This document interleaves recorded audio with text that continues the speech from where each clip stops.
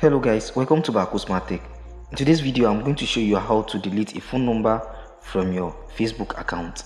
The first thing you are going to do when you head over to your Facebook app, tap on the icon over here at the top right corner, then tap on the settings icon. After that, tap on account center, then over here you are to select personal details. When you tap on personal details, then here you are going to tap on contact info. Then here you are going to select the number you want to remove. After tapping on the number you want to remove, then here you are going to tap on delete number.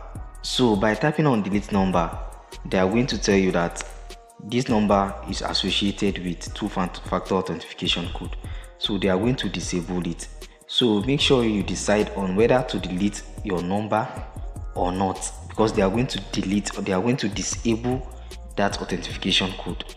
So guys, after tapping on delete, they are going to ask you for your password, or they are going to email you to your email. Then you put on the code, then you are now going to proceed. So guys, this is how to delete a number from a Facebook account. Don't forget to like, comment and subscribe. Thank you.